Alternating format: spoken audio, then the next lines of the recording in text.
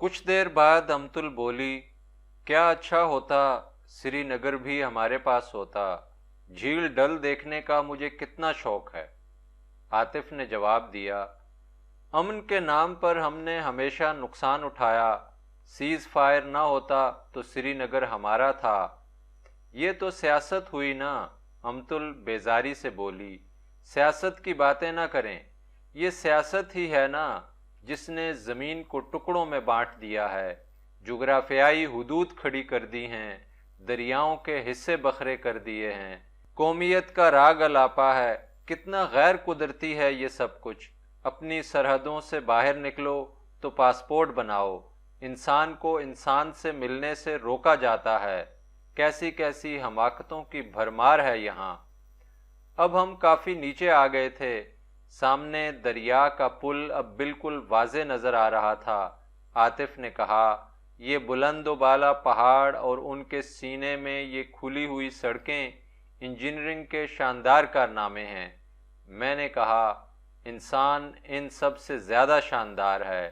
امتل نے میری طرف دیکھا، جی ہاں، انسان ان راستوں پر ٹینک چلاتا ہے، بارود اور بموں سے بھری ہوئی فوجی گاڑیاں چلاتا ہے اور اس سے انسان کے پرخچے اڑاتا ہے۔ واقعی انسان دوسروں کے پرخچے اڑانے میں نہایت شاندار ہے۔ امتل، ہر بات کے دو رخ ہوتے ہیں، میں نے اسے جواب دیا۔ اب سامنے پل کو دیکھ لیجئے، بے شک اس پر ٹینک گزرتا ہے مگر اس پر ہماری جیپ بھی گزرے گی۔ تلوار ظالم کے ہاتھ میں آتی ہے تو سر کاٹتی چلی جاتی ہے، لیکن مظلوم کے ہاتھ میں آتی ہے تو دفاع بھی کرتی ہے۔ ہر بات میں اچھے اور برے دونوں پہلو ہوتے ہیں۔ جی ہاں، امتل طنز سے بولی، ایٹم بم نے پلک جھپکتے میں ناگاساکی اور ہیروشیما سے لاکھوں آدمی صفحہ ہستی سے مٹا دیے، لیکن جنگ تو بند ہو گئی۔ اس لیے ایٹم بم امن قائم رکھنے کے لیے بے حد اہم پہلو رکھتا ہے۔ ہٹلر جرمنی کے سوا دنیا کی ہر قوم کو نیچا دکھانا چاہتا تھا۔ پتہ نہیں اس کے اس عزم کا دوسرا رخ آپ کیا تعین کرتے ہیں؟ لاکھوں من روئی جل کر راکھ ہو جاتی ہے، جانے اس کا روشن پہلو کیا ہوگا؟ شاید یہی کہ شعلے آسمان سے باتیں کر رہے تھے اور سارا شہر روشن تھا۔ جیپ اب پل پر سے گزر رہی تھی، نیچے دریائے نیلم جھاگ اگل رہا تھا۔ امتل کی باتوں کا جواب میرے پاس نہیں تھا۔ وہ ہمیشہ ایسی باتیں کرتی تھی جن کا واقعی ایک ہی رخ ہوتا تھا، جیسے وہ خود تنہا تھی، اس کی بات بھی منفرد ہوا کرتی تھی۔ شکر ہے کہ اسے خدائی کا دعویٰ کرنے کا خیال نہیں، کم از کم جون آف آرک بننے کی تو اس میں صلاحیت تھی، بلکہ اس سے بہت زیادہ تھی۔ اس کی چال ڈھال، اٹھنے بیٹھنے میں جو رکھ رکھاؤ اور وقار تھا، وہی انداز اس کی باتوں میں بھی تھا، بس اس کے نچلے ہونٹ اور خوبصورت گردن میں ایک مخصوص قسم کی ترغیب تھی، ورنہ تو آدمی اسے دیوی ہی سمجھتا۔ مظفر آباد مانسیرا کی نسبت گرم تھا، یہاں سے مری اور سری نگر کو سڑکیں جاتی تھیں۔ مظفر آباد شاید ہمیں اس لیے اچھا لگا کہ یہ آزاد کشمیر کا دارالحکومت تھا اور اس سے کچھ جذباتی وابستگی تھی۔ سامنے کا پہاڑ جس سے ہم اترے تھے سیاہ دیو کی طرح کھڑا تھا، یقین نہیں آتا تھا کہ ہم اس عظیم پہاڑ سے ہو کر آئے ہیں۔ آج ہم لنچ ساتھ نہیں لائے تھے، ایک اوس درجے کے ہوٹل میں بیٹھ کر تکوں اور کباب کا انتظار کر رہے تھے۔ ہوٹل کے ملازم آپس میں کشمیری زبان بول رہے تھے۔ عاطف بولا، تھوڑے سے فاصلے کے بعد زبان بدل جاتی ہے، اس منطق کی بھی سمجھ نہیں آتی۔ اس میں منطق کی کیا بات ہے؟ امتل نے جواب دیا، پتھر کے زمانے میں جب انسان غاروں میں رہتا تھا، اسے یہ پتہ نہیں تھا کہ اس پہاڑ کی دوسری طرف کیا ہے، یا دریا کے اس پار کیسے جایا جا سکتا ہے۔ اس کا شعور کن تھا، اس کی تگ و دو بھی محض پیٹ بھرنے تک محدود تھی، اس لیے وہ ایک مخصوص علاقے سے باہر نہیں نکلتا تھا۔ چنانچہ اس علاقے میں جتنے انسان بستے تھے اسی کو دنیا سمجھتے تھے۔ اس زمانے کے شعور کے مطابق یہ لوگ آپس میں سماجی تعلق بھی رکھتے ہوں گے، جنسی تعلق تو خیر فطری چیز ہے، چنانچہ ان تعلقات کو قائم رکھنے کے لیے مفہوم اور اظہار کی ضرورت بھی پڑتی ہوگی، اور یوں مختصر اور محدود سی زبان نے جنم لیا ہوگا، اور پھر آہستہ آہستہ ان میں الفاظ کا اضافہ ہوتا رہا ہوگا، بالکل اسی طرح جیسے پتھر کے بعد دھات کا زمانہ آیا، جوں جوں شعور بڑھتا چلا گیا، زبان بنتی گئی اور پیٹ بھرنے کے ذرائع بھی بدلتے گئے۔ صدیاں گزر گئیں، زبان بن گئی، مگر انسان پہاڑ کے اس طرف نہ جھانک سکا اور نہ دریا کے اس پار جا سکا۔ جو جہاں تھا اپنی ضرورت، اپنے ماحول اور آب و ہوا کے مطابق الفاظ گھڑتا چلا گیا، اور اس طرح چھوٹی چھوٹی علاقائی زبانیں جنم لیتی چلی گئیں۔ پھر ایک زمانہ آیا، انسان کو پتہ چل گیا کہ پہاڑ کے اس طرف بھی کچھ ہے اور دریا کے اس پار بھی۔ ان میں سے کچھ باہمت لوگوں نے سوچا کہ دیکھیں تو صحیح دریا کے اس پار کیا ہے اور پہاڑ کے اس طرف کیا راز ہے۔ یہ بالکل اسی طرح ہوا ہوگا جس طرح آج کچھ لوگ ہمت کر کے چاند سے ہو آئے ہیں، مگر میں سمجھتی ہوں کہ جو لوگ چاند سے ہو کر آ گئے ہیں ان سے زیادہ حوصلہ مند نہیں ہیں جو پہاڑ کے اس طرف سے ہو کر آئے تھے، کیونکہ وہ آدمی جو پہاڑ کے اس طرف جھانک کر آیا تھا خالی الذہن تھا، موجودہ آدمی کی طرح ہزاروں سال کا شعور اس کی پشت پر نہیں تھا، اس لیے تلاش کا صحرا بھی اسی کے سر بنتا ہے۔ میں نے عاطف کی طرف دیکھا، وہ فخر سے اپنی بہن کی طرف دیکھ رہا تھا، وہ مطمئن تھا کہ اسے مکمل جواب مل چکا تھا۔ چھوٹی سی خوبصورت ناک والی یہ لڑکی اتنا کچھ کہنے کے باوجود بالکل اپنے آپ سے بے خبر تھی، شاید اسے بھوک لگ رہی تھی۔ اب کشمیری میں ان لوگوں کو کون سمجھائے کہ کھانا جلدی سے لاؤ، شاید اردو سے کام چل جائے۔ بھیا انہیں کہہ دو نا جلدی کریں۔ عاطف اور میں دونوں ہنس پڑے تو وہ بولی، یہ بھی بنیادی غلطی ہے کہ بنی نوع انسان کی زبان ایک نہیں، اجنبیت کی بنیاد یہ زبان ہی ہے۔ ہاں، اصل فساد یہی ہے۔ اگر دنیا شعوری کوشش کا نتیجہ ہوتی تو یہ بنیادی غلطی کیوں سرزد ہوتی؟ اتنے میں کھانا آ گیا، تکوں اور کباب کی خوشبو اپنا کام کر رہی تھی۔ میں نے ہنس کر کہا، فساد تو کباب کی خوشبو میں بھی ہے، آدمی بے قرار ہو جاتا ہے۔ روٹی کی خوشبو؟ امتل نے کباب منہ میں ڈال کر کہا، روٹی سے کبھی دل نہیں بھرتا، ہر چیز سے دل بھر جاتا ہے، حتیٰ کہ انسان محبت سے بیزار ہو جاتا ہے، مگر روٹی کی خوشبو سے کبھی بیزار نہیں ہوتا۔ ٹھیک ہے امتل، مگر انسان محبت سے بھی بیزار ہو جائے، یہ ہم کیسے مان لیں؟ کر کے دیکھ لیں وسیم صاحب، محبت کر کے دیکھ لیں، ایک دن آئے گا آپ محبت سے ہار جائیں گے اور روٹی کی طرف لوٹ آئیں گے۔ لوٹوں گا یا آگے بڑھ جاؤں گا یہ وقت ہی بتائے گا، جب محبت میری آتما کو چھوئے گی۔ ابھی تو میں محبت کا پیچھا کر رہا ہوں، ابھی تو پایا ہی نہیں، گنواؤں گا کیا؟ وہ ہنس پڑی، پالو گے تو گنوا لو گے، اس گلی میں یہی ہوتا ہے۔ روٹی پہلو میں رکھ کر آپ ساری دنیا کی سیاحت کر سکتے ہیں، لیکن محبت کا روگ پال کر آپ ایک قدم بھی نہیں اٹھا سکتے۔ آپ جگ بیتی کہہ رہی ہیں یا آپ بیتی؟ جگ بیتی بھی اور آپ بیتی بھی، مگر حیرت کی بات ہے آپ 28 سال میں ایک آدھ محبت بھی نہیں کر سکے۔ میرا خیال تھا میں زندگی بھر محبت نہیں کر سکوں گا۔ میں بہت خود غرض آدمی تھا، مجھے اپنی ذات کے سوا ہر چیز ہیچ نظر آتی تھی، لیکن میں بالکل اچانک بدل گیا ہوں۔ مجھے محسوس ہوا ہے کہ مجھ میں ایک آدھ صلاحیت موجود ہے، کم از کم میں محبت تو کر سکتا ہوں۔ ہو سکتا ہے آپ کو علم نہ ہو اور اس میں بھی آپ کی کوئی غرض شامل ہو سکتا ہے ایسا ہی ہو، مگر فی الحال تو مجھے یقین ہے کہ میں مخلص ہوں۔ یہ میں دعوے سے کہہ رہا ہوں، میں آپ کے دعوے کو نہیں جھٹلاتی، لیکن مجھے آپ سے ہمدردی ہے کہ آپ دھوکے کی طرف بڑھ رہے ہیں۔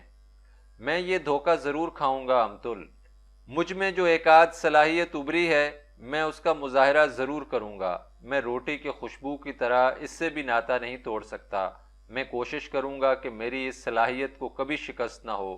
آپ ایسا ضرور کریں گے، آپ ایسا ضرور کریں گے۔ اس نے گلاس اٹھا کر پانی پیا۔ ہاں وسیم صاحب، آپ ایک کام اور کریں، بھائی جان سے کہیں کہ شادی کر لیں۔ یہ مجھ سے 6 سال بڑے ہیں، ان کی عمر 34 سال ہو گئی ہے۔ مجھے بڑی کوفت ہوتی ہے جب مجھے یہ احساس ستاتا ہے کہ بھیا میری وجہ سے شادی نہیں کرتے۔ عاطف مسکرا رہا تھا۔ میں نے اس سے کہا، کوئی دوسروں کے لیے جینا چاہتا ہے تو اس کی مذمت کون کر سکتا ہے؟ عاطف کو آپ دنیا دار آدمی کہتی ہیں، مگر وہ کتنے استقلال سے بہن کی حفاظت کر رہا ہے، میں ایسے آدمی کو کیا مشورہ دے سکتا ہوں؟ امتل سٹپٹا گئی، نہیں نہیں، وہ اپنے لیے جئیں، تاکہ میں اپنے لیے جی سکوں۔ انہوں نے میری خاطر اپنے آپ پر جبر کیا ہے، یہ زیادتی ہے۔ میں اپنے تئیں مرنا اور جینا چاہتی ہوں۔ میں لاؤبالی فطرت کی لڑکی ہوں، میں کسی کے ساتھ کیسے چل سکتی ہوں؟ وسیم صاحب، عاطف سنجیدہ ہو گیا، میں شادی کرنے کے لیے تیار ہوں۔ دنیا میں کون سی بات ہے جو میں اس کے لیے نہیں کر سکتا، لیکن میں اس کو اکیلا نہیں چھوڑ سکتا۔ یہ فرض نہیں، میری محبت ہے جو اس کو اکیلا نہیں چھوڑتی۔ میں شادی کے لیے تیار ہوں، بشرطے کہ یہ بھی زندگی کا ساتھی چن لے۔ نہیں نہیں، وہ تڑپ اٹھی، میں شادی کی اہل نہیں ہوں۔ میں کسی کے ساتھ خوش نہیں رہ سکتی اور نہ میں کسی کو خوش رکھ سکتی ہوں۔ میں اپنی مرضی سے چلنا چاہتی ہوں، مرضی سے سوتی ہوں اور مرضی سے اٹھتی ہوں، اور سب سے بڑی بات، میں کسی سے متفق ہی نہیں ہوتی۔ میرا مزاج ہی ایسا ہے۔ بھلا بیویاں ایسی ہوتی ہیں؟ ہمارے معاشرے میں بیویوں کے لیے کچھ قاعدے اور روایات ہیں۔ توبہ توبہ، میں ایسی فضول پابندیاں کیسے برداشت کر سکتی ہوں؟ اور پھر یہ کہ میں محبت پر یقین نہیں رکھتی۔ تو پھر مجھے بھی شادی کے لیے نہ کہا کرو، عاطف فیصلہ کن لہجے میں بولا۔ میں تمہیں تنہا نہیں چھوڑوں گا۔ تم محبت پر یقین نہیں رکھتی، مگر میں تمہاری محبت میں سرشار ہوں۔ تم خوش رہو، میں اپنی زندگی میں کوئی کمی محسوس نہیں کرتا۔ بھیا، امتل رونکھی سی ہو گئی، آپ عجیب ہیں، مگر میں کیسی بدقسمت ہوں کہ اتنے اچھے بھائی کے لیے کچھ نہیں کر سکتی۔ بھیا، مجھ سے ناراض نہ ہونا، میری فطرت ہی گھٹیا ہے۔ عاطف نے اسے پیار سے اپنی طرف کھینچا۔ ہوٹل کے ملازم ہمیں حیرت سے دیکھ رہے تھے، شاید انہیں پہلی بار ہم جیسے گاہکوں سے واسطہ پڑا تھا۔ 3-4 روز سے میں نے امیدوں کے جو محل کھڑے کیے تھے وہ گرتے نظر آ رہے تھے۔ میں نے خیال کیا تھا کہ امتل کے مزاج میں کسی حد تک دخل پا لیا ہے، مگر نہیں، میں اس سے کوسوں دور کھڑا تھا۔ وہ محبت پر یقین ہی نہیں رکھتی۔ ہاں، میں اسے اپنے طور سے چاہتا رہوں، لیکن اس سے کوئی توقع نہ رکھوں۔ وہ تو اپنے اچھے اور پیارے بھائی کے لیے کچھ نہیں کر سکتی، پھر میں کیوں توقع رکھوں؟ ہم تینوں ایک دوسرے کے اچھے دوست تھے، مگر تینوں کے کردار میں کتنا تضاد تھا۔ ملازم برتن اٹھا کر لے گیا تھا۔ عاطف کی بغل میں امتل ننھی منی بچی نظر آ رہی تھی۔ اس لمحے کون کہہ سکتا تھا کہ یہ بھائی جو اس وقت بزرگ بن کر اس سے پیار کر رہا ہے، اس منی سی بچی سے کس قدر مروب ہے۔ لڑکا بل لے آیا، میں نے اسے قہوے کے لیے کہہ دیا۔ اچانک امتل ہنس پڑی۔ وسیم صاحب، کیا کہیں گے بھائی جان؟ کیسے اوٹ پٹانگ لوگ ہیں۔ کیا سیر و تفریح ایسی ہوتی ہے؟ ہاں، سیر و تفریح ایسی ہی ہوتی ہے، میں نے ہنس کر کہا۔ نئے روپ، نئے مشاہدے، ہر قدم ایک تجربہ ہوتا ہے۔ آج ہم نے آپ کا ایک نیا روپ دیکھا ہے۔ کون سا روپ؟ وہ چونکتے ہوئے بولی۔ یہی کہ آپ کی آنکھوں میں آنسو بھی ہیں، آپ کسی کی مجبوری پر رو بھی سکتی ہیں۔ کیوں؟ وہ سوالیہ لہجے میں بولی۔ کیا میں انسانی جذبات نہیں رکھتی؟ کیا میں پتھر ہوں؟ اور کیا میں کوئی صلاحیت نہیں رکھتی؟ صلاحیتیں تو خیر از حد ہیں، بس مجھے تو خوشی ہوئی ہے آپ کو روتا دیکھ کر۔ یقین جانیے آپ کے آنسوؤں سے مجھے یک گونا مسرت ہوئی ہے۔ آپ اگر اس کی وجہ پوچھیں گی تو شاید میں نہ بتا سکوں، میں بتا دیتی ہوں۔ آپ ابھی انسان سے مایوس نہیں ہوئے، ٹھیک ہے؟ میں آپ کی آس کیوں توڑوں؟ اگر آپ امیدوں کے سہارے جینا چاہتے ہیں تو ضرور جئیں، مگر یہ ایسا ہے جیسے بچہ چاند کے لیے ہمکتا ہے۔ مگر اب تو چاند کی خواہش کرنا کوئی خواب نہیں رہا۔ لیکن وہاں رکھا ہی کیا ہے؟ غاریں، پہاڑ اور مردہ چٹانیں، بالکل انسانی ذہن کی طرح ویران۔ لڑکا قہوہ لے آیا۔ قہوے کا ذائقہ اور خوشبو نہایت نفیس تھی۔ عاطف تعریف کرنے لگا۔ پھولوں کی خوشبو اور مختلف ذائقوں سے خدا پر میرا یقین اور پختہ ہو جاتا ہے۔ ایسا لگتا ہے دنیا سوچ سمجھ کر بنائی گئی ہے۔ امتل ہنس پڑی۔ بھائی جان اپنا معافی الضمیر بیان کرنے میں ہمیشہ تأمل سے کام لیتے ہیں، ورنہ ان میں اچھی باتیں کہنے کی بہت صلاحیتیں ہیں۔ جو بات انہوں نے کہی ہے، آپ اس کی کئی بار تردید کر چکی ہیں، پھر ان کی بات کو اچھا کس طرح کہتی ہیں؟ میں نقطۂ نظر کی نہیں، بات کرنے کے انداز کی بات کر رہی ہوں۔ قہوے کی دوسری پیالی پی کر عاطف بولا، مزہ آ گیا، مگر اب چلنا چاہیے، کافی دیر ہو گئی ہے۔ دیر کاہے کی بھائی جان؟ دیر کبھی نہیں ہوتی، یہی تو بات ہے، आप लोगों ने जल्दी और देर के लिए पैमाने बना लिए हैं और घड़ी की सुई की मानंद चलते हैं। खुशी के चंद लम्हे आते हैं तो देर कहकर आप उनकी उम्र मुख्तसर कर देते हैं। मैं कहती हूँ सफ़र जारी रहना चाहिए, इस पर देर और जल्दी के बोझ न लादें, बस चलते जाएं, थक जाएं तो बैठ जाएं, दम लेकर फिर चल पड़ें। इसमें देर की क्या बात है और जल्दी क्या है? रात ज़रूर आती है और सुबह भी ज़रूर होती है। जब यही रोज़मर्रा है तो फिर कैसी देर? अजीब बात है, चूंकि डाक बंगले में हमारे ट्रंक पड़े हैं इसीलिए देर हो रही है। उम्मती, आतिफ उठ खड़ा हुआ, सारी दुनिया तुम्हारी तरह सोचती तो हम तुम्हारे उसूल अपना लेते, लेकिन जिस दुनिया में हम बसते हैं वो एक ख़ास निज़ाम और डिसिप्लिन के तहत चल रही है। इसमें देर और जल्दी के कुछ मानी हैं, हम उसे नज़रअंदाज नहीं कर सकते। अमतुल भी उठ खड़ी हुई। यही तो अजाब है कि हम अपनी खुशी से कोई काम नहीं कर सकते, हत्ता कि बैठ भी नहीं सकते, क्योंकि देर हो रही होती है। मैं सोचती हूँ हम परिंदों की तरह आज़ाद क्यों नहीं हैं।